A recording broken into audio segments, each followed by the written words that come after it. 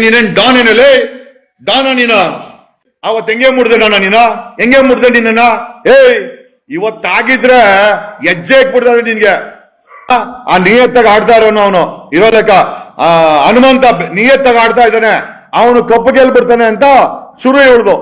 ಯಾಕಂದ್ರೆ ಪ್ರೇಮಿ ಅಲ್ವಾ, ತ್ರಿವಿಕ್ರಮ್ ಪ್ರೇಮಿ, ಇವಳು ಪ್ರೇಯಸಿ ಪ್ರೇಮಿಗೋಸ್ಕರ ಹನುಮಂತನ ಮೇಲೆ ಅಟ್ಯಾಕ್ ಮಾಡೋದು, ಮಾಡಬಾರ್ದು ಕುಯುಕ್ತಿ ಕೆಲಸ ಮಾಡೋದು. ನೀನು ಹೆಂಗ್ಸರ ಮರ್ತೋಬೇಡ ನೀನು. ನಾನಿದ್ದಾಗೂ ಈ ಹಲ್ಕ ಕೆಲಸ ಮಾಡಿದ್ಯಾ, ನಮ್ಮ ಮೇಲೆ ಅಟ್ಯಾಕ್ ಮಾಡಕ್ ಬಂದೆ. ಮನೆಯಲ್ಲಿ ನಿನ್ ರೌಡಿನ ನಿನ್ ಮನೇಲಿ ಮಾಡ್ಕ. ಬಿಗ್ ಬಾಸ್ ಅಲ್ಲೆಲ್ಲ ನಿನ್ ರೌಡಿಸಮ್ ಮಾಡೋದು, ರೌಡಿನ್ ತಗೊಂಬಂದ ಹಲ್ಕಟ್. ನಿನ್ಗೆ ಯಾವನು ಕೇಳಲ್ವಾ ನಿನ್ಗೆ? ಹೆಂಗೆ ಮುಡ್ದೆ ಹನುಮಂತ ನೀನ? ಅವನು ಪಾಪ ಹನುಮಂತ ನಿಯತ್ತಾಗ ಆಟ ಆಡ್ತಾ ಇದ್ದಾನೆ, ಅವನ್ನ ಅಟ್ಯಾಕ್ ಮಾಡ್ತಾಳೆ ಇವಳು. ಯಂಗ್ಸ್ ಮಾಡ್ದಲ್ಲಿರೋ ಲಿಮಿಟ್ ಮೇರಕ್ ಹೋಗ್ಬೇಡ ನೀನು. ಮನೇಲಿ ಬೆಳೆಸಿರ್ಬೋದು ನಿನ್ನ, ನಿನ್ ಮನೇಲಿ ಬೆಳೆಸಿರ್ಬೋದು, ನಾವ್ಯಾರು ಸೊಪ್ಪಾಕಲ್ಲ ನಿನ್ಗೆ. ಎಚ್ಚರವಾಗಿರೋ. ಹಲ್ಕಟ್ ತಗೊಂಬಂದು ನೀನ್ ಹೆಂಗ್ಸು ಅನ್ನೋ ಒಂದಕ್ಕೋಸ್ಕರ ಇಷ್ಟ ಅಡ್ವಾಂಟೇಜ್ ತಗೊಂತೀಯ ನೀನು. ಅವ್ನು ನೋಡು, ಪ್ರೋಟೀನ್ ಕೊಟ್ಟಿಲ್ಲ, ಒಣಕೊಂಬಿಟ್ಟವನೆ. ಒಣಗಿದ್ ಮರ ಆಗ್ಬಿಟ್ಟವನೆ.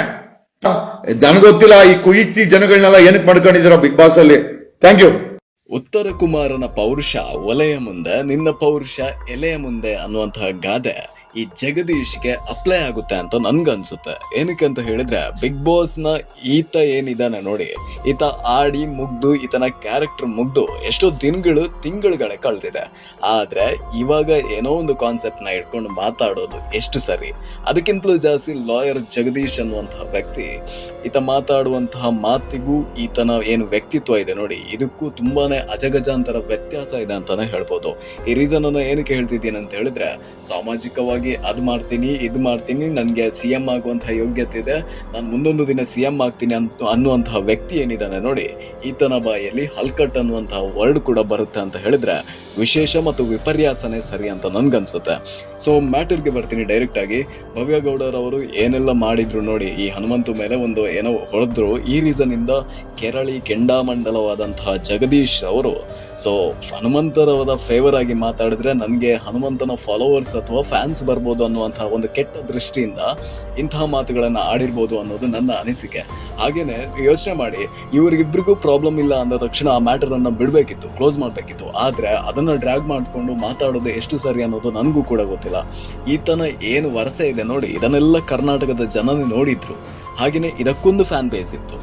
ಈತ ಒಳ್ಳೆಯವನು ಕೆಟ್ಟವನು ಅದು ಬೇರೆ ವಿಚಾರ, ಆದರೆ ಒಂದು ಒಳ್ಳೆಯ ಪ್ಲಾಟ್ಫಾರ್ಮ್ನಲ್ಲಿ ಕೂತ್ಕೊಂಡು ಯಾವ ರೀತಿ ಮಾತಾಡಬೇಕು ಅನ್ನುವಂತಹ ಕಾಮನ್ ಸೆನ್ಸ್ ಇಲ್ಲ ಅಂತ ಹೇಳಿದ್ರೆ ಇಂತಹ ಕೆಟ್ಟ ಮನಸ್ಥಿತಿ ಬೇರೆ ಎಲ್ಲೂ ಇಲ್ಲ ಅಂತ ನನ್ಗನ್ಸುತ್ತೆ.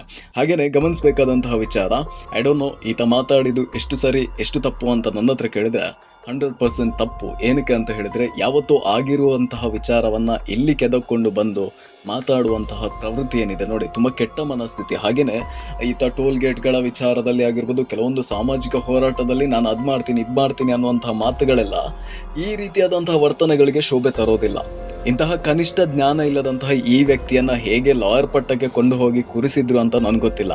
ಆದ್ರೆ ಒಂದು ವಿಚಾರವನ್ನ ನಾವಿಲ್ಲಿ ಹೇಳಬೇಕಾಗುತ್ತೆ, ಈ ವ್ಯಕ್ತಿಯ ಮೇಲೆ ನನಗೂ ಕೂಡ ಒಂದು ಸ್ವಲ್ಪ ಗೌರವ ಇತ್ತು. ಆದ್ರೆ ಇಂತಹ ಕೆಟ್ಟ ಹುಳಗಳು ಸಮಾಜದಲ್ಲಿ ತುಂಬಾನೇ ಇರ್ತವೆ.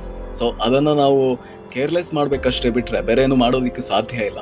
ಹಾಗೇನೆ ಇಲ್ಲಿ ಹನುಮಂತ ಆಗಿರ್ಬೋದು ಅಥವಾ ಭವ್ಯರವರ ಫೇವರ್ ಆಗಿ ಮಾತಾಡ್ತಿದ್ದೀವಿ ಅಂತ ಅಲ್ಲ, ಆದ್ರೆ ಇಲ್ಲಿ ಮಾತಾಡುವಂತಹ ಈ ವ್ಯಕ್ತಿ ಏನಿದೆ ನೋಡಿ, ಯೂಸ್ ಮಾಡಿರುವಂತಹ ವರ್ಡ್ಸ್ಗಳೇನಿದೆ ನೋಡಿ, ಅದನ್ನು ನೋಡಿದಾಗ ಯಾರೇ ಆಗಿರಲಿ ಈ ವಿಚಾರವನ್ನ ತುಂಬಾನೇ ಅಪೋಸ್ ಮಾಡಬೇಕಾಗಿರುವಂತಹ ವಿಚಾರ. ಸೊ ಇದರ ಬಗ್ಗೆ ನಿಮ್ಮ ಅನಿಸಿಕೆ ಏನು ಅನ್ನೋದನ್ನ ಕಮೆಂಟ್ ಮಾಡಿ. ಧನ್ಯವಾದಗಳು.